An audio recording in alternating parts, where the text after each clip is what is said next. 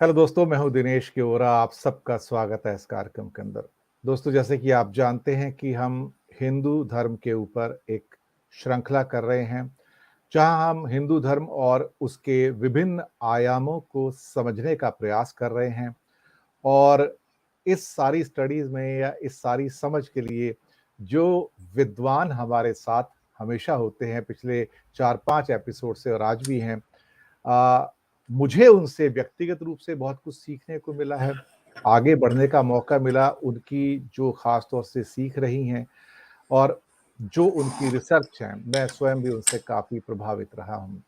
मैं स्वागत करूंगा महाविद्वान श्री अशोक मिश्रा जी का। अशोक जी, स्वागत है आपका। नमस्कार। आपने अतिशयोक्ति कर दी हमेशा की नहीं तरह, नहीं नहीं, पर अतिशयोक्ति नहीं है। परंतु विद्वानों का सम्मान होना चाहिए, मैं ये सोच के चलता हूं। और जो महाविद्वान है उनका तो बिल्कुल ही होना चाहिए, क्योंकि आप सिर्फ कुछ लोगों के लिए नहीं, आप पूरी हमारी जो सभ्यता है उसके लिए एक धरोहर हैं। क्योंकि आपका जो ज्ञान है, आपकी जो समझ है, आपके जो आयाम हैं, वो शायद मेरी समझ से भी बाहर हैं, मेरी सीमा से बाहर हैं। तो रिसर्चर होने के नाते, ऑथर होने के नाते, हिंदुइज्म के ऊपर एक फेमस बुक लिखने के नाते, और बाकी शायद मैं कहूँ कि कई भाषाओं की ज्ञाता, इसमें फारसी भी है, संस्कृत भी है, आजकल ऐसे अद्भुत संगम नहीं मिला करते हैं।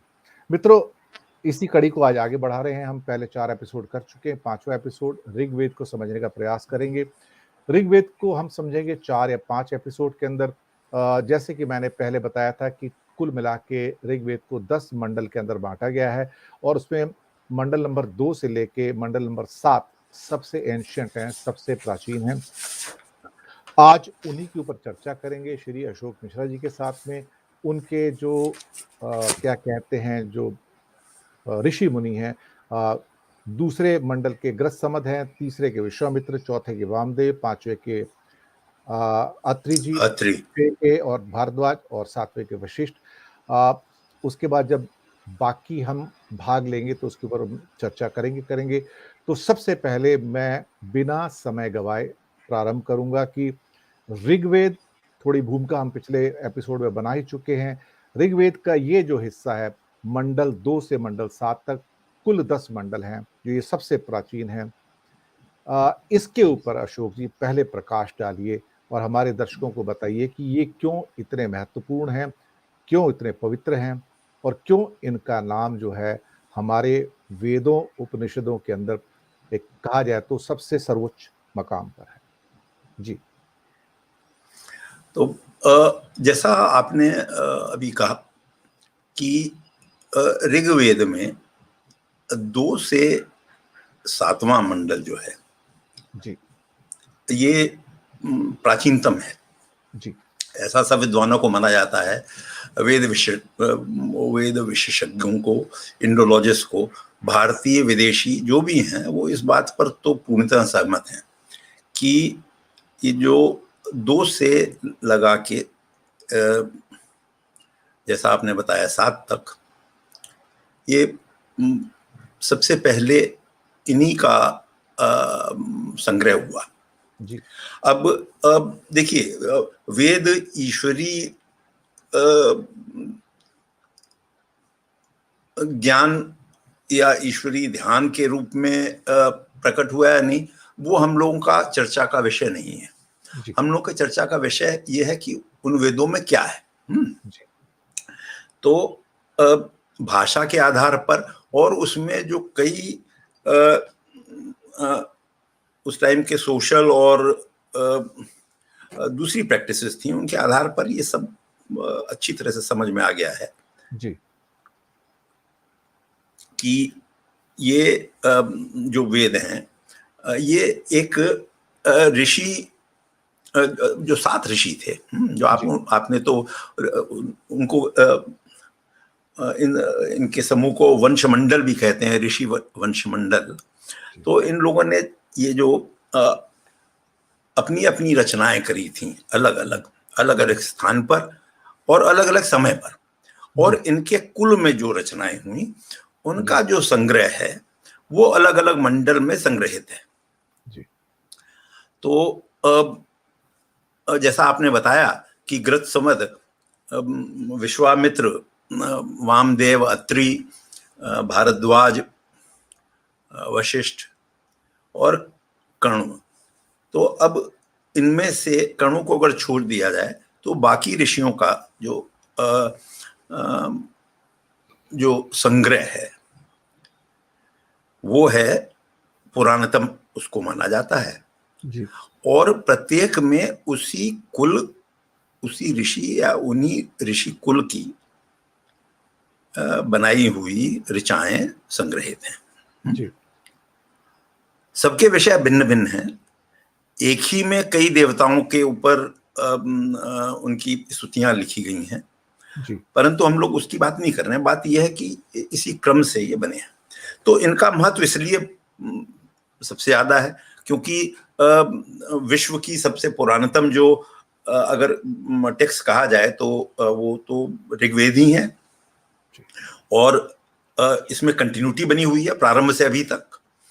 और फिर इसमें जो सेकेंड स्टेज में ऐड किया गया, जैसा पिछले के एक आध उसमें हम लोग अब संवाद में बता चुके हैं, फिर इसमें 8th और फर्स्ट ऐड किया गया, कुछ पार्ट ऑफ फर्स्ट, और उसके बाद इन सब से एक्सट्रैक्ट करके 9th जिसमें केवल सोम के ऊपर है पूरा का पूरा मंडल, और फिर 10वां मंडल अंत में, उसको बहुत रीसेंट माना जाता है। तो इनका महत्व इसलिए सबसे ज्यादा हुआ। जी।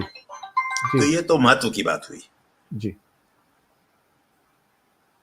अब हम लोग अगर ये देखें कि इन मंडलों में है क्या, जी। इन ऋषियों ने क्या स्तुतियां लिखी और क्यों लिखी, उनका क्या अभिप्राय था और उनका क्या तत्व था। जी। क्योंकि अगर धर्म का मूल हम लोग हजारों वर्षों से इसको मानते आए हैं तो इसमें कुछ तत्व तो होगा ही। जी। कुछ भी कोई कहे कि अरे ये प्यूराइल थे या इनमें ऐसी चीजें लिखी हैं जो तो वास्तविकता से दूर हैं, पर the very continuity over many many millennium shows कि इसमें तत्व तो बहुत है जी, जिससे करोड़ों लोग इसी लाइन पर चल रहे हैं। तो अब हम लोग आज इसी की चर्चा कर रहे हैं। तो जैसा मैंने कहा कि अब समस्या ये हुई कि जब ये अलग अलग ऋषि कुलों ने लिखे, 7 वंशमंडलों ने, तो उस टाइम में तो ये मौखिक रूप से एक जनरेशन से दूसरे जनरेशन को जाते रहे जी। और उसमें कुछ जोड़ा भी गया, कुछ नया समय के साथ साथ होता गया और उनका क्रम भी बदला गया, ये सब चलता रहा। पर जो विशेष बात है कि जो ऋचाएं लिखी गई हैं वो ऋचाओं का क्रम बदल गया हो या नहीं, ऋचाएं हैं उसी काल की। अब उन ऋचाओं की जब रचना हुई थी उस समय की संस्कृत भाषा को कहते हैं वैदिक संस्कृति। अब वो वैदिक संस्कृत, जैसा हम लोग पहले भी चर्चा कर चुके हैं, आज की संस्कृत से काफी भिन्न है, जो पाणिनि की ग्रामर पर है, और उन शब्दों का जिनका प्रयोग उस समय में हुआ वो मौखिक रूप से किस शब्द पर क्या जोर दे के उदात्त अनुदात्त, इनकी भी हम लोग चर्चा कर चुके हैं, किस रूप में बोली जाती थी और उनका क्या अर्थ था उस परिप्रेक्ष्य में। इसका तो हम लोग को अब ध्यान न तो ज्ञान है और ना हम लोग उसको सही से समझ सकते हैं। इसमें एक प्रश्न उठता है अशोक जी कि क्या उस समय हमारी बोलचाल की आम भाषा ही वही वैदिक संस्कृत थी या इसके अलावा कोई अन्य भाषा थी? कोई इसके बारे में कुछ अगर कोई आप रोशनी डाल सकें 1 मिनट के लिए। देखिए, जितना भी मैंने समझा है और पढ़ा है और जितना मैंने विद्वानों से सीखा है जी, और जो उनसे चर्चा से समझ में आया कि भारत भूमंडल में केवल आर्य लोग तो थे नहीं, जी और भी लोग थे जी जो आर्य नहीं थे, जी। और जो आर्य नहीं थे उनकी भाषा संस्कृत नहीं थी, ये भी हम लोग को मालूम है। आप शायद द्रविड़ियन संस्कृति की बात कर जी रहे हाँ, हैं। जी हाँ, जी हाँ, जी हाँ, मेरा एकदम आप तो स्वयं ही आप ही ने मुझको उस पुस्तक के बारे में ही बताया था। बहरहाल, तो तो अब उस समय में केवल आर्य लोग ही भारतीय भूमंडल में नहीं थे, पर भारतीय भूमंडल में आर्य सभ्यता से हम लोगों को वेद मिले हैं, ये निश्चित है। जी पर केवल उन्हीं की रचना थी, इसमें बाहर के किसी के विचार या दर्शन या रहन सहन या बोलचाल या रीति रिवाज का मेल नहीं हुआ, ये कहना नितांत गलत होगा। जी अगर कोई ऐसा सोचता है तो बहुत बड़ी भूल करता है। जी तो इसमें जैसे हम लोगों में जैसा आपने अपने कुछ कार्यक्रमों में बहुत ही बढ़िया ढंग से बताया है कि हम लोगों का डीएनए कई डीएनए से मिलके मिला, तो आर्य लोगों की भाषा संस्कृत ही थी। जी। कोई ऐसा अभी तक हम लोगों को प्रूफ नहीं मिला है कि आर्य आपस में किसी और भाषा का उपयोग करते रहे हों। अब वो दूसरों से बात करने में कैसे भाषा समझते थे, ये एक अलग विषय है। तो आपके प्रश्न का उत्तर संक्षेप में यही है कि हाँ, आर्यों की भाषा यही थी, पर भारत भूमंडल में और भाषाएं भी अवश्य बोली जाती थी। जी। इसमें एक प्रश्न और भी उठता है अशोक जी कि ये हमारे जितने भी 7 प्राचीनतम मंडल हैं, तो क्या उनके द्वारा जो ऋषियों ने इनकी रचना की, क्या आम लोगों को जो दैनिक उनकी जो दिनचर्या है, उसको किस ढंग से लागू करना चाहिए, जीना चाहिए? क्या उसके बारे में संदेश हैं किस्म के? बहुत अच्छा आपने ये प्रश्न किया। देखिए, वेद न तो हम लोगों को ये बताते हैं कि कैसे रहना चाहिए, कैसे व्यवहार करना चाहिए, या कैसे पूजा करनी चाहिए, ये सब वेद में नहीं है। जी। वेद में वेद शब्द, जैसा हम लोगों ने पहले भी इस पर चर्चा की है, वेद वेद के 4 अंग होते हैं, जी। और हम लोग आज जो बात कर रहे हैं वेद संहिताओं की बात कर रहे हैं। संहिताओं के अलावा उसमें अरण्यक होते हैं, उसमें उपनिषद होती हैं, उसमें ब्राह्मण होते हैं। ब्राह्मण यज्ञ को करने की विधि और तकनीक और उनसे संबंधित है। अरण्य वो इsoteric टेक्स्ट थे जिनको जाकर के एकांत में, वन में, अरण्य में पढ़ के उसके ऊपर चिंतन मनन करना पड़ता था, वो उसके लिए बनाए गए थे। और जैसा हम लोग जानते हैं उपनिषद तो काफी बाद में आए, जी। और उपनिषद तो पूरे के पूरे दूसरे ही दिशा में हम लोग के धर्म को ले गए। जी। तो जो कि मैं तो उसको golden age of Hindu religion कहता हूँ। जी। तो जी जी, तो वेदों में ये कहीं नहीं लिखा है कि आप सुबह उठिए और आप नहा धो करके बैठ के पूजा करिए, या इस देवता की अर्चना कीजिए, या उसको ये चढ़ाइए, ये सब वेदों में नहीं लिखा है। कम से कम संहिता में नहीं लिखा है, जिसकी आज हम चर्चा कर रहे हैं, जिसमें 10 मंडल हैं। जी। जो वेद में, अब चूंकि ये प्रश्न आपने कर ही लिया, अब वेद में फिर क्या है? तो वेद में है केवल स्तुतियां, जिनको ऋचा कहते हैं, या मंत्र हैं। तो ऋग्वेद में ये केवल ऋचाओं का संग्रह है। इसमें 10,552 ऋचाएं हैं, जो 1028 सूत्रों में जी। है। तो अब ये बहुत, हम लोग देखिए, एक सूक्त जो है वो काफी लंबा लंबा है, कुछ सूक्त तो बहुत ही लंबे हैं। जी।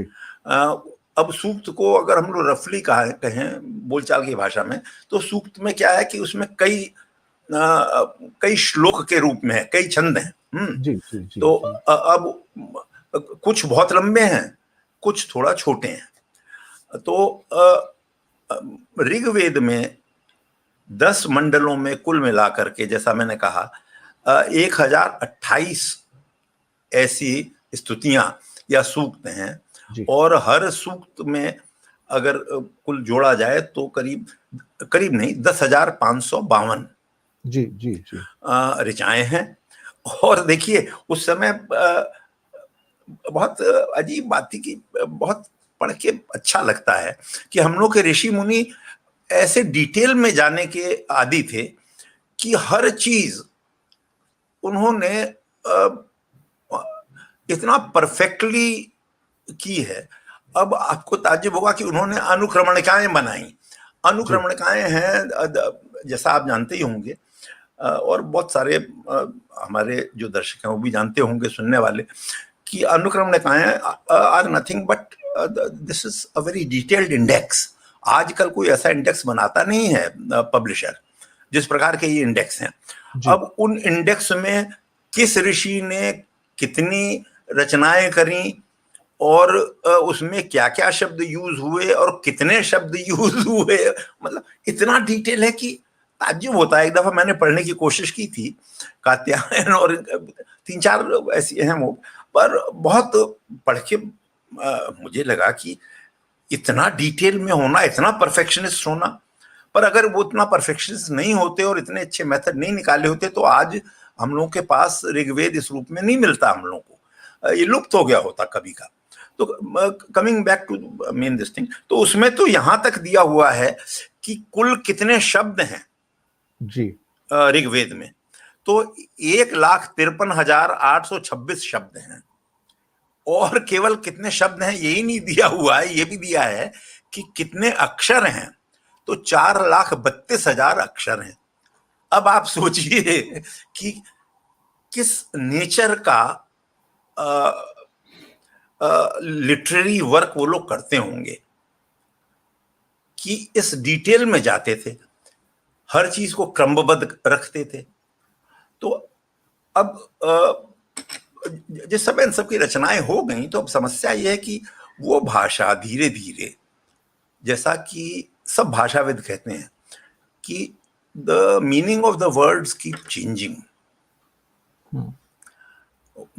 with the passage of time. As the बिल्कुल, society बिल्कुल, changes, the meaning of the word also changes. बिल्कुल, बिल्कुल। और हम लोग ये बहुत बड़ी गलती करते हैं जब हम आज के समय किसी शब्द का, जिसका 1,000 वर्ष पहले भी इस्तेमाल हो रहा था, उसको हम उस परिप्रेक्ष्य में समझने के बजाय आज के परिप्रेक्ष्य में उसको समझने की कोशिश करते हैं।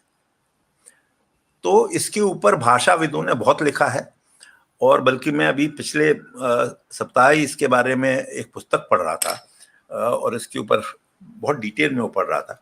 तो यही वेदों के साथ भी हुआ और ऋग्वेद के साथ हुआ खासकर, क्योंकि ये प्योरली मौखिक थे और हर ऋषि कुल ने इन पर अपने ढंग से समझाया, इनका अर्थ समझाया, इनका भाव समझाया। अब इनका शब्दार्थ और भावार्थ भी अलग अलग, तो इस प्रकार से गए। तो शब्दों की परिभाषा बदली, शब्दों का अर्थ बदला। तो हुआ ये कि समय के साथ साथ इनका अर्थ समझना और मुश्किल हो गया। तो ये खाली ग्रामर का ही क्वेश्चन नहीं था।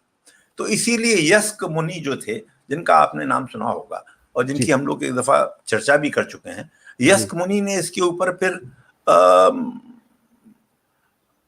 शास्त्र लिखा, निरुक्तम।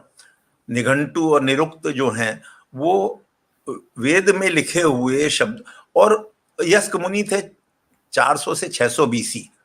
तो इसके मतलब उस समय भी वेद को ठीक से समझने के लिए जी, इस चीज की आवश्यकता हुई कि कोई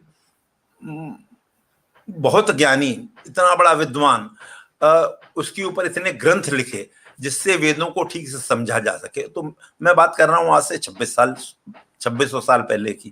तो जी, आज उसका अर्थ समझ, ये शायद वही काल है जब भगवान बुद्ध और महावीर भी आए थे। जी हाँ, जी हाँ, जी, बिल्कुल आप सही कह रहे हैं, बिल्कुल ये बुद्ध और महावीर का ही समय है। तो जब उस समय अगर इस पर ग्रंथ लिखने की आवश्यकता हुई, इसको क्लैरिफाई करने को, समझने को, तो अब उन शब्दों का आज तो और भी मतलब बदल गया होगा, सामाजिक परिस्थितियों से, बोलचाल, रहन सहन और कई वस्तु। तो हुआ ये, इनके साथ भी यही हुआ। तो अब इस वजह से देखिए दो चीज हुई, मूल विषय पर आते हुए, कि ये लिखे गए थे केवल स्तुति के लिए। और किसकी स्तुति के लिए? देवताओं की। उस समय के देवता आज के देवताओं से एकदम भिन्न थे, वैदिक देवता।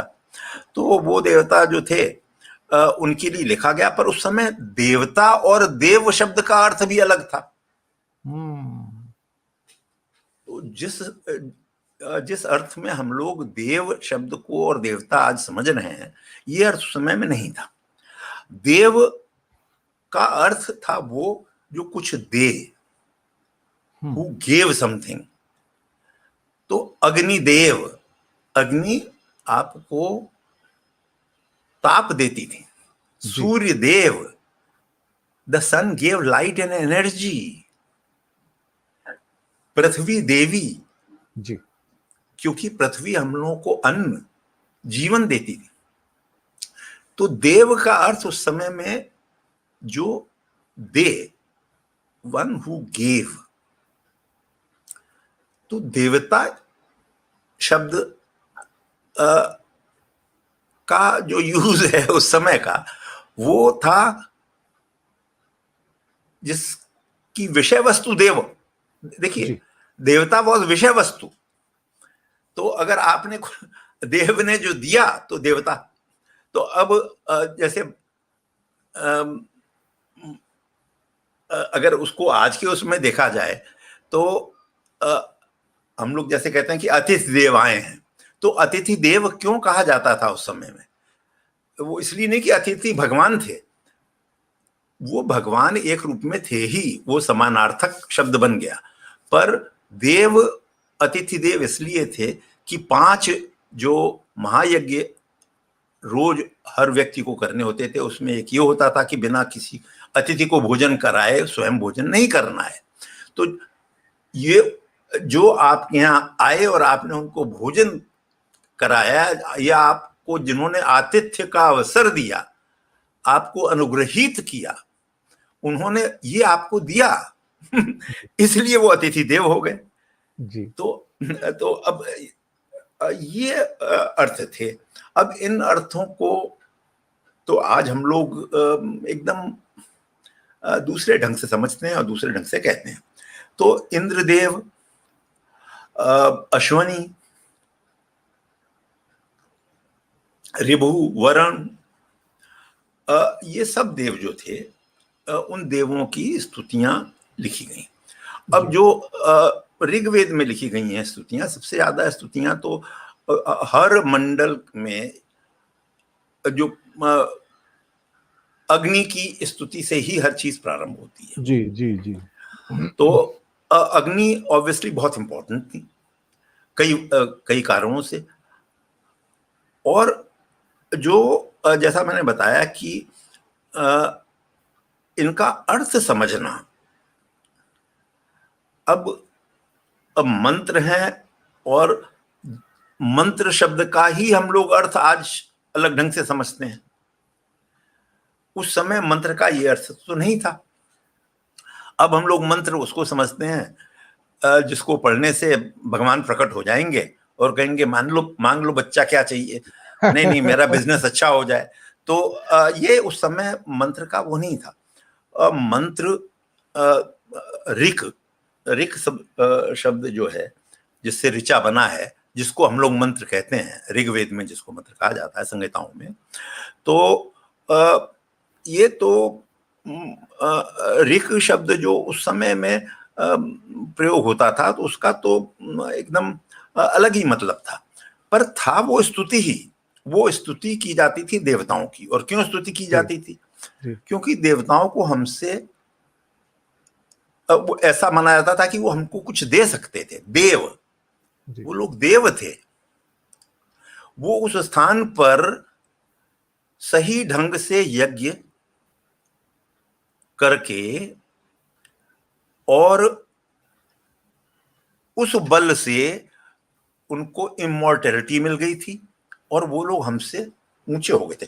कोई भी मानव यज्ञ करके और यज्ञ को ठीक ढंग से करके देवता बन सकता था उस समय। तो इसमें ऋग्वेद में केवल हर मंडल में स्तुतियां हैं। अब जो स्तुतियां हैं वो coming to second to seventh मंडल जिनकी बात कर रहा हूं, इनमें भी स्तुतियां हैं। और वो स्तुतियां सॉरी। अलग अलग देवताओं को हैं। कुछ इंद्र को हैं, कुछ अग्नि को हैं। अग्नि को सबसे पहले अग्नि को हैं, फिर उसके बाद इंद्र को हैं। इंद्र को इसलिए हैं क्योंकि इंद्र देवों के देव माने जाते थे, बड़े पावरफुल थे। वो इतने ताकतवर थे कि जब भी कष्ट होता था कोई, तो देवता उन्हीं को कहते थे कि भाई जरा ये समस्या का समाधान करो। इसमें एक तो बात आती है अशोक जी कि हमने जी, पहले एक बार ज़िक्र किया था, आपने बताया था कि उस समय ईरान के अंदर जो धर्म पैदा हुए थे या सोच जो पैदा हुई थी, उनका पूजा पद्धति भी अग्नि की पूजा से निकलता था वहाँ पर, जी हाँ, जी हाँ, जी हाँ, बिल्कुल पारसी सही है। वगैरह हैं। जी हाँ। तो क्या इन दोनों सभ्यताओं का कोई आपस में लेन-देन था कि वो भी अग्नि की पूजा करते हैं या उन्होंने जो अग्नि की पूजा की या उसकी जो स्तुतियाँ उन्होंने भी की होंगी, तो उनमें और हमारी स्तुतियों में क्या कोई मूलभूत अंतर है उसके अंदर? अगर आपने उसको अंतर तो बहुत थोड़ा-सा है, देखा? अंतर तो बहुत है। पर देखिए उसमें सामान्यता भी है। सामान्यता इस तरह से है कि उनके भी अ, उम, देवता या इक्विवेलेंट उनके भी अब जैसे अग्नि है। हाँ, अग्नि है, बिल्कुल। वो अग्नि नहीं है, और भी हैं। जी, तो देखिए वो तो थे ही। और अग्नि के वो भी उपासक थे। और पूरा जो जो वैदिक धर्म है जिसकी हम लोग चर्चा कर रहे वो हैं, भी वही है। वो तो सारा यज्ञ पर ही है, और यज्ञ बिना अग्नि के हो नहीं सकती। बिल्कुल नहीं हो सकता। तो यज्ञ के लिए यज्ञ और मंत्र, ये तो वैदिक धर्म के मूलभूत आधार हैं, और उनका भी यही है। तो अ, ये तो बहुत बड़ी सामान्यता है। भाषा में भी बहुत बड़ी सामान्यता है, ग्रामर हुँ, में भी बहुत बड़ी सामान्यता है, और कई नामों में भी बहुत बड़ी सामान्यता है। अब वो किस कारण और किस समय पर उनकी दो धाराएं हुई, एक वहां रह गई, एक यहाँ चली आई, या यहाँ से गई, एक वहां बसी, तो वो एक दूसरा विषय है। पर सामान्यताएं हैं, इसको निसंदेह बहुत कॉन्फिडेंस से कहा जा सकता है कि बहुत बहुत अधिक सामान्यताएं हैं, कोई मामूली जी, सामान्यताएं नहीं है। जी, तो अब वो हम लोग जो रिक की बात कर रहे थे, तो ये सेकंड से लेके जो हम लोग जिनकी बात कर रहे हैं, जो प्राचीनतम वो थे, वो सब भी उसमें भी ऋचाएं हैं, मंत्र हैं, और विभिन्न देवी देवताओं के लिए मंत्र हैं। अब वो मंत्र किस लिए हैं, ये देखिए बहुत इंपॉर्टेंट चीज है। जो उस समय के मंत्र हैं वो मोक्ष के लिए नहीं है। हुँ, बहुत आवश्यक चीज है समझना। वेदों में, मैं संहिता के समय की बात कर रहा हूं, क्योंकि वेद में तो उपनिषद भी आ जाता है। पर वेदों में जिस समय की हम लोग बात कर रहे हैं, उस समय किसी भी मंडल में मोक्ष की न तो कामना है, न मोक्ष शब्द का इस सेंस में कहीं इस्तेमाल हुआ है। जी, तो वो बड़ी बहुत ही व्यावहारिक धर्म था उस समय, जो हुँ, वैदिक धर्म था, जो हमें अ, ये ऋषि वंश मंडल ने जो दिया प्रारंभिक, उसमें तो क्या चीजें मांगी जाती थी, देवी देवताओं से क्या कामना की जाती थी? जी, उनसे कामना की जाती थी कि हमें पारिवारिक सुख दो, जी, हमें पुत्र दो, हमारा वंश बढ़ाओ, हमें यशस्वी करो, हमें शत्रुओं पर विजय दिलाओ, हमारी फसल अच्छी करो। तो बड़ा व्यवहारिक धर्म था क्या ये अशोक व्यवहार। जी, इसके अंदर बहुत बार चर्चाएं होती हैं, सनातन धर्म की हमने भी की हैं। क्या धर्म शब्द का प्रयोग ऋग्वेद के अंदर किया गया है? और क्या सनातन शब्द शब्द का उपयोग भी उसके अंदर आया है? नहीं नहीं, देखिए इसमें तो सनातन और शब्द और सनातन और धर्म, देखिए सनातन एंड सनातन धर्म, चूंकि आपने प्रश्न किया है मैं इसको क्विकली एड्रेस कर देता हूं।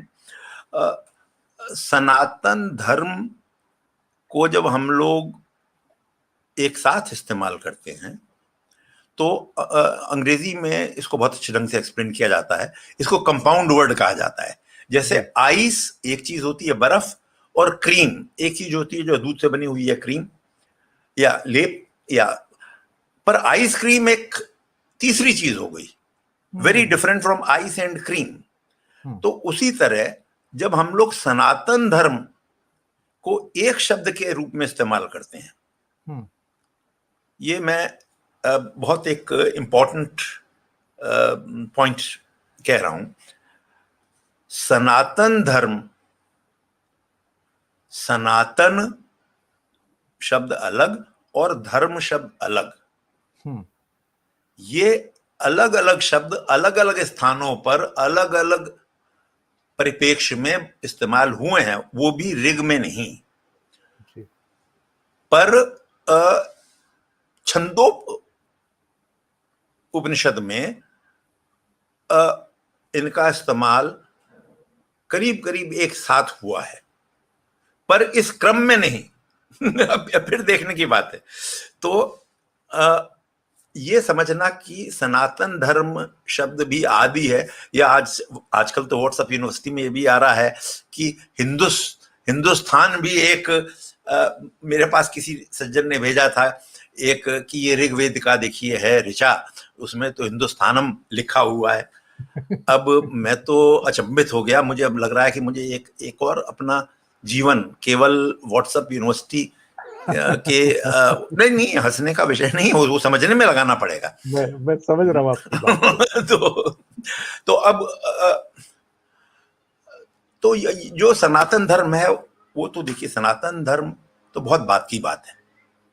वो उपनिषदों के समय में, और वो भी छंदों, देखिए ब्राह्मणों में भी एक आध जगह इस्तेमाल हुआ है, शतपथ ब्राह्मण में। और मैंने एक हमारे बड़े प्रिय हैं जो बहुत इसके ज्ञानी हैं, उन्होंने इसमें पीएचडी संस्कृत में इंडोलॉजी में किया है वेस्ट जर्मनी की यूनिवर्सिटी से। आपसे भी मैं शायद उनका एक आध बार चर्चा कर चुका हूँ, डॉक्टर हेमंत राजोपाध्याय। तो हेमंत राजोपाध्याय जी से भी मैंने ये बात पूछी है, और अगली पुस्तक में इसमें मैं काफी डिटेल में इस विषय पर लिख भी रहा हूँ। तो ये उस समय की बात नहीं है। ऋग्वेद में कोई किसी स्थान पर मैं ये कह सकता हूं कि सनातन धर्म का इस्तेमाल नहीं किया गया है as a word, again like ice cream. फिर मैं क्लेरिफाई कर दे रहा हूं। तो सनातन धर्म का सनातन धर्म के रूप में जिसमें आप और मैं हिंदू धर्म को रेफर करने के लिए करते हैं, कहीं नहीं यूज है। तो अब जैसा मैंने कहा कि उस समय का जो जिन मंडलों की हम लोग चर्चा कर रहे हैं, ये भी और मंडलों की तरह थे। इनमें भी पारिवारिक सुख, अच्छा, एक बहुत देखिए अच्छी बात यह है कि इनका विषय केवल, जब मैं कह रहा हूं व्यवहारिक था, तो ये व्यवहारिक इस सेंस में नहीं था कि केवल अपने ही फायदे के लिए। ये बहुत इंपॉर्टेंट चीज है समझने की। और ये जो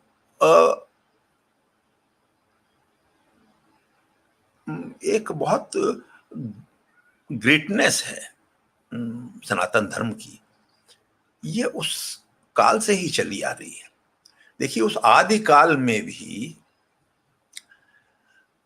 कल्याण, मानव कल्याण के लिए भी स्तुतियां हैं।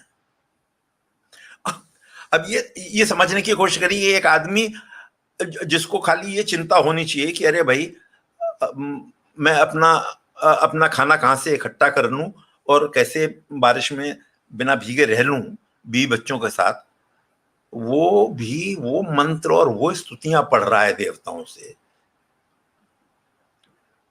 कि मुझको सद्बुद्धि दो, मुझको ज्ञान दो, मुझको निष्पाप करो। देखिए, मैं विश्वा द्वेषा विश्वा द्वेषाम प्रमुमुग्धयस्मद, ये फोर्थ मंडल का एक वो है मंत्र। अब जिसका मतलब है कि द्वेष त्याग के मुझको पाप मुक्त कर दो। ये भगवान से प्रार्थना की जा रही है कि मुझे ऐसा बना दो कि मुझ में द्वेष ना रह जाए किसी के लिए। अब ये तो आप ये सोचिए कि आज से हम लोग बात करें 5,000 साल पहले की, और ये उसी ऋग्वेद में है जिस ऋग्वेद में तीसरे मंडल में ओम भूर्भुवः स्वः। अब सोचिए जरा, गायत्री मंत्र है। अब आप सोचिए जरा कि वो मंत्र जिसको हम लोग आज भी दोहराते हैं, इसलिए नहीं दोहराते हैं कि इसमें बहुत उसकी शक्ति से बस मैं उड़ने लग जाऊंगा और मेरी फैक्ट्री ठीक से चलने लग जाएगी या मेरी किताब जल्दी पूरी हो जाएगी, इसलिए नहीं। उसमें कौन से देवता से क्या मांगा जा रहा है? अरे, तो इतना इस प्रकार के विषय भी उसमें थे। तो 2 लेवल पर था, एक तो व्यवहारिक कि मुझे ये दो, मुझे ये दो, मुझे दो, पर ये भी व्यवहारिक है कि आप ये चाह रहे हैं कि मैं सेल्फिश ही ना रहूं, मेरी सोसाइटी भी शांति प्रिय रहे, वो भी जनहित में जारी है। देखिए आप, देखिए तो ये एक बहुत बहुत अच्छी चीज है जो मेरे ख्याल से जितना ज्यादा लोगों को बताई जाए कि हमारे वेदों में इस प्रकार की भी वो चीजें। अब देखिए, एक और इंपॉर्टेंट जो चीज कि वेद कहीं भी पलायनवादी नहीं थे, न निराशावादी थे। उनमें सदैव ये था कि मुझे शक्तिमान करो, मुझे 100 पुत्र दो, मुझे यशस्वी बनाओ। सर, ये पुत्री क्यों मांगते थे? पुत्री क्यों नहीं मांगते थे सर? हाँ, आप बिल्कुल सही कह रहे हैं। देखिए ये एक बहुत अगर आप चाहें तो मैं आज भी इसको कवर कर सकता हूँ, और चाहें तो हम लोग, ये बहुत गूढ़ विषय है वैसे, इसको हाँ विस्तार से बाद में हाँ विस्तार से। तो ये बहुत ही कि केवल पुत्र की ही कामना करना। तो बहरहाल, तो अब ये कि मुझे 100 पुत्र दो और मुझे यशस्वी बनाओ, मुझे द्वेष से मुक्त कर दो। अब ये सब जो कामनाएं हैं, ये सब भी 2nd से 7th तक में यही सब है। यही सब है। मैं डिसमिसिव वे में नहीं कह रहा हूं, क्षमा कीजिएगा, मैं इसमें कह रहा हूं कि इसमें भी कोई ऐसी चीज भिन्न नहीं है जो 1st में ना हो या 9th में ना हो या 10th में ना हो। एक प्रश्न उठता है जो मेरे पास कुछ मित्रों से, जो मैं इसमें डिस्कशन छोटा सा कर रहा था, हालांकि मुझे तो इतना ज्ञान नहीं है वेदों के बारे में, जी, कि क्या ये जो सारे ऋषि थे, भारद्वाज हो, अत्रि हो, वामदेव, विश्वामित्र, वशिष्ठ, इनकी अपनी बेसिक सोच भी क्या इन मंडलों के ऊपर आती है, और इनका अपना खास एक इंक्लिनेशन है किसी एक साइड में जो इन ऋषियों को एक दूसरे से थोड़ा सा अलग करते हैं? ऐसा कुछ है क्या इसके अंदर? देखिए, मैंने अभी तक ऐसा कुछ नहीं देखा। मैं संहिताओं की बात कर रहा हूं जी। संहिताओं में मैंने कुछ ऐसा नहीं देखा जो ये इंडिकेशन दे कि कोई फंडामेंटली डिफरेंट दृष्टिकोण था, जी, या किसी भी चीज के बारे में देखने का कोई ऐसा वो था। इस लेवल तक तो नहीं है। जी, अ, इसके बाद के जो हम लोग के टेक्स्ट हैं उनमें ये सब आना शुरू हुआ, पर इन ऋषियों में ये एक बहुत कॉमन फैक्टर है कि इन लोगों के कॉमन देवी देवता थे, हुँ, कॉमन कामनाएं थी, हुँ, और स्तुतियां भी लगभग एक जैसी ही थी। हुँ, अब देखिए, जब अब हम अगर इतना कवर कर लिया है तो now I am jumping to very different level of discussion. वो ये है कि देखिए, जैसा मैंने कहा उस समय कि वेदों में क्या लिखा है और उसका क्या अर्थ है, जो जो आपका प्रश्न है कि अलग अलग ऋषियों ने जो कहा उनका अलग सोच थी क्या, तो सोच समझने के लिए ये समझना जरूरी है कि जो लिखा है उसका अर्थ क्या है।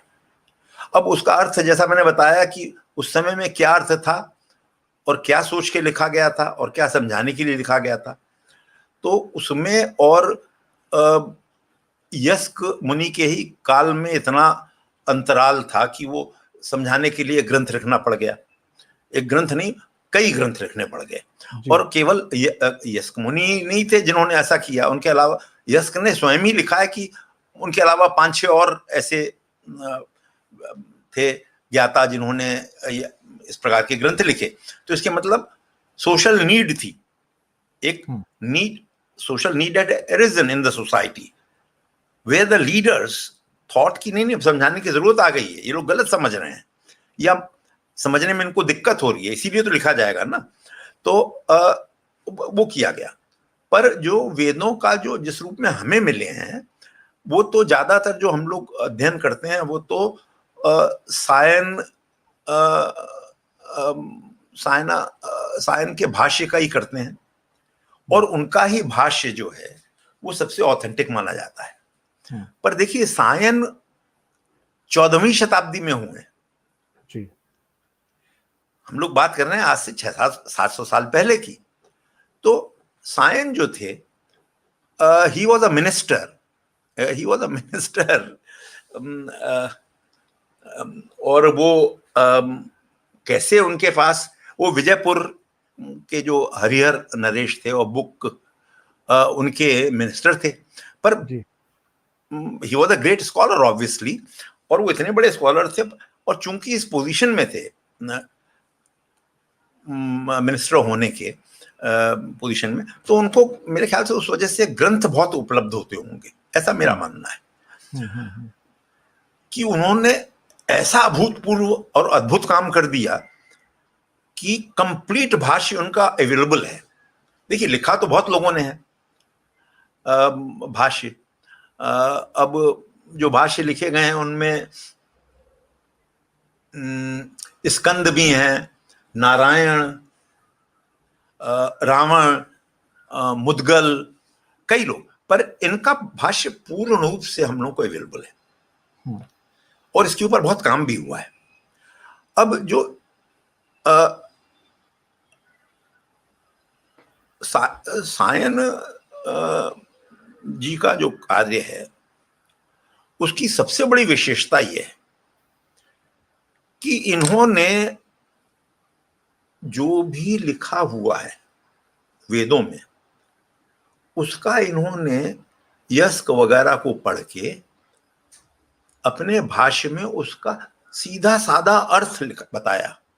he didn't have he has not tried to color it with his understanding and interpretation। देखिए, ये बहुत जरूरी चीज मैं कह रहा हूं, and this is the remarkable thing कि इतना बड़ा विद्वान, and he has tried to be very objective about it। तो इन्होंने जो उसका भौतिक जिंदगी में हम लोगों के जो उसका अर्थ होता है और प्रासंगिक जो अर्थ है वो लिखा। अब इन्होंने किसी भी शब्द का आदि भौतिक अर्थ लिखने की, समझाने की कोशिश नहीं करी। इन्होंने उसका आध्यात्मिक अर्थ बताना नहीं बताया, न इन्होंने ये कोशिश करें कि उसका आधिदैविक अर्थ बताएं। अब जैसे इंद्र है, इंद्र शब्द का आध्यात्मिक अर्थ जो बाद में बहुत देखिए श्री अरविंदो और सरस्वती जी ने जो लिखा है इनका भाष्य और इनका जो इंटरप्रिटेशन और अनुवाद, मैं दयानंद सरस्वती जी की बात कर रहा हूँ जो वेदों का वो है, इसमें तो जो लिखा गया है वो मेरे ऐसे आदमी के लिए तो पढ़ना मुश्किल है, समझना मुश्किल है। 2 पेज पढ़ने में 2-2 दिन लग जाते हैं, क्योंकि उनका लेवल ऑफ अंडरस्टैंडिंग वो था, उन्होंने उसको उस आध्यात्मिक रूप से पढ़ा। मैं उसका आज या अगले उसमें उदाहरण जरूर दूंगा आपको। वो समझना बहुत आवश्यक है, ये समझने के लिए कि वेदों में क्या है, उसके बिना समझना संभव नहीं है कि कितने लेवल पर उनकी अंडरस्टैंडिंग है। तो सायन भाष्य जो है, सायन भाष्य में सबसे बड़ी विशेषता यही है कि उन्होंने व्यावहारिक उसका अर्थ हमें समझाया। अब उन्होंने इंद्र का अर्थ आध्यात्मिक अर्थ मन मान के नहीं समझाने की कोशिश करी, ना उन्होंने उस इन आदि भौतिक उसका समझाने की कोशिश करती कि इंद्र का मतलब होता है वर्षा या जल, कि इंद्रदेव आए हैं। अभी भी कहते हैं ना जब बारिश हो रही कि देखो इंद्रदेव आए, तो उन्होंने वो करने नहीं किया है। तो ये एक बहुत बड़ी विशेषता है। तो उनका जो वो है उसका बहुत बढ़िया अनुवाद हिंदी में भी अवेलेबल है। डॉक्टर शर्मा की एक पुस्तक है, मेरे पास है, तो उन्होंने बहुत अच्छा उसके ऊपर किया। तो जो उन्होंने लिखा है उस हिसाब से अगर ऋचाओं को हम लोग 2nd से 7th के समझें तो बहुत सीधे सादे अर्थ हैं, व्यावहारिक अर्थ हैं। पर ये बहुत बड़ी भूल होगी ये मानना कि ऋग्वेद केवल उसी भाव से लिखे गए थे। ये एक बहुत बड़ी चीज है कि अब ऋग्वेद में देखिए, जैसा मैंने कहा कि देवताओं पर लिखे गए स्तुतियां हैं। अब देवता तो यह है कि हल भी देवता हुए, देव हुए, इसलिए देव हुए हल, क्योंकि हल कुछ देते हैं, खेती उन्हीं की वजह से होती है, उससे अन्न उपजता है। तो हल के ऊपर भी स्तुति है। तो अजीब अजीब चीजों पर स्तुतियां हैं कुछ, तो उसमें कुछ प्रहेलिकाएं भी हैं, पहेलियां जिसको हम लोग कहते हैं। तो 8-9 विट्जेल करके एक इंडोलॉजिस्ट हुए थे, उन्होंने इसको 8 भागों में विभक्त किया है कि क्या क्या विषय हैं। पर अब उन विषयों पर तो आज हम लोग नहीं जाएंगे। तो कहने का मतलब यह है कि इसके अर्थ समझने के लिए कि ऋग्वेद में जो भी कुछ कहा गया है उसके अर्थ क्या है, उसको समझने के लिए 3 अलग अलग लेवल पर जाना होगा। और वो 3 लेवल पे जाने में एक चीज खाली कॉमन है कि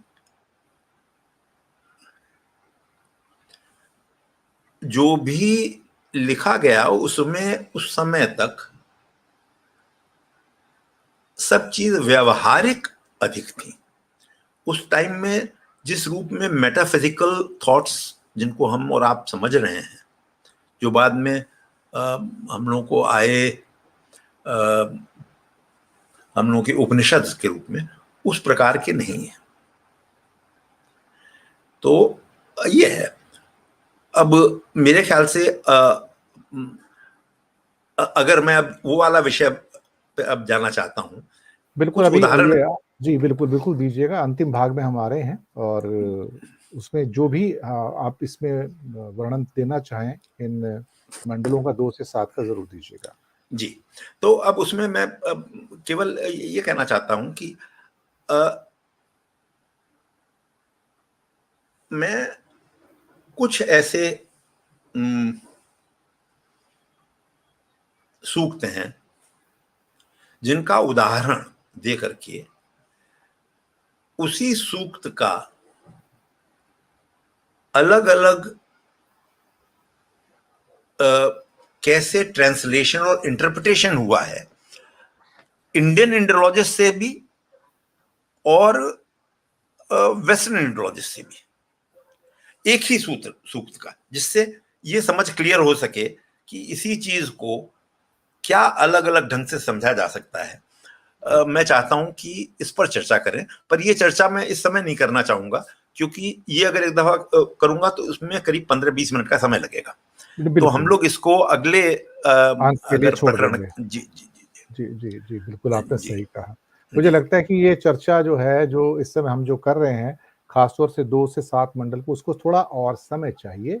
और जी इसमें जो आप उसका इंटरप्रिटेशन भी जो देना चाह रहे हैं कि वेस्टर्न इंडोलॉजिस्ट और इंडियन इंडोलॉजिस्ट किस ढंग से उसको सोचते थे, तो उसको भी समझना आवश्यक होगा कि इनमें से जो अलग-अलग किस्म की जो समझ है या इंटरप्रिटेशंस हैं या मीनिंग जो निकल रहे हैं, कि उसको लोगों ने अपने किस चश्मे से उसको देखा है जी हाँ जी और हाँ जी, किस किस खास तौर से समय काल के अंदर भी उनको देखा गया है। बिल्कुल फिलहाल दोस्तों, समय की बाध्यता को देखते हुए, हमारे मेहमानों की समय की बाध्यता को देखते हुए, हम ऋग्वेद के इस खास तौर से दूसरे और 7वें मंडल की जो विवेचना चल रही है, उसको हम अगले अंक में फिर से लेके जाएंगे, ताकि इसके जो बचे हुए भाग हैं उसके ऊपर फिर डिस्कशन किया जा सके, और जिन सूक्तों की हम बात कर रहे हैं जहाँ पर डिफरेंट इंटरप्रिटेशंस हैं, उसके ऊपर भी बातचीत कर पाएंगे। हम इन शब्दों के साथ आपसे लेंगे विदा, और कोई आखिरी टिप्पणी कोई अशोक जी आप करना चाहें हमारे दर्शकों के लिए, तो आप जरूर कीजिएगा। मेरी आखिरी टिप्पणी ये है, आपसे निवेदन कि आप पिछले कुछ समय से कविता नहीं सुनाते अपनी। मैं तो इस बात का ख्याल रखूंगा। जी जी, तो आपसे ये मेरा निवेदन है कि अगले बार से आप जी जब इसका समापन हो कार्यक्रम का, जी, तो एक अपनी कविता अवश्य सुनाया करें।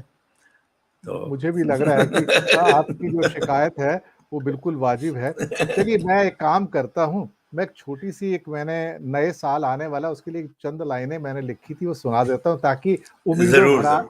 साल आए। जब हम अगले अंक में आए, तो खास तौर से नए साल के हम नज़दीक भी होंगे। जी हाँ तो जी हाँ। एक छोटा-सा हमने 2-4 लाइनें लिखी थी कि गुज़रे हुए कल की बातों को छोड़ो, कुछ आने वाले कल की बात कर लें। तो हमेशा पास्ट में नहीं देना, आने वाले कल की बात भी कर लें। गम और रंजिशें तनिक भूल जाएँ हम, आती हुई सुबहों को आगोश में भर लें। ना कहें हर शख्स से बस अपने दुखड़े, अपने दुख भूल दूसरों के दुख हर लें। कल का उगता सूरज खूबसूरत होगा, कल का उगता सूरज खूबसूरत होगा, थोड़ा उसका भी तो एहतराम कर लें। एहतराम होता है इज़्ज़त करना।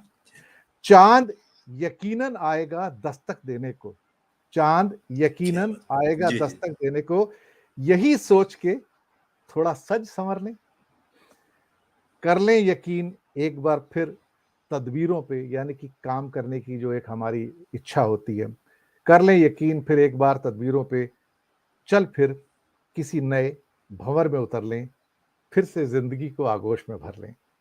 क्या जी। बात है, बहुत सुंदर, बहुत सुंदर, और तो बहुत बहुत धन्यवाद। देखिए आपने अगर आप रिक्वेस्ट के तुरंत बाद इतनी सुंदर कविता सुना सकते हैं, तो ये आपने जाती करी थी कि पिछली दफा नहीं सुनाई थी। जी, मैं अगली बार बाहर पहले प्रिंट करके निकाल के रख लूँगा कि मैं सर की इच्छा ज़रूर पूरी करूँ और दर्शकों की जो इच्छा है वो भी पूरी करूँ। तो इन्हीं शब्दों के साथ लेता हूँ मैं आपसे दर्शक मित्रों आज्ञा, और हमारे विद्वान श्री अशोक मिश्रा जी से मैं लूँगा आज्ञा, कि और धन्यवाद भी करूँगा कि उन्होंने कीमती समय निकाला, हमारे साथ आए। बहुत जल्दी मुलाकात होगी अगले अंक के अंदर, एक नए मुद्दे के साथ, नए मेहमान के साथ, और इंतज़ार कीजिएगा दर्शकों। बहुत-बहुत धन्यवाद आपका हमारे साथ बने रहने के लिए। बहुत शुक्रिया बहुत आपका। धन्यवाद आपका और आप सब लोगों का, जिन्होंने अपना समय दिया है सुनने के लिए। बहुत बहुत धन्यवाद। धन्यवाद।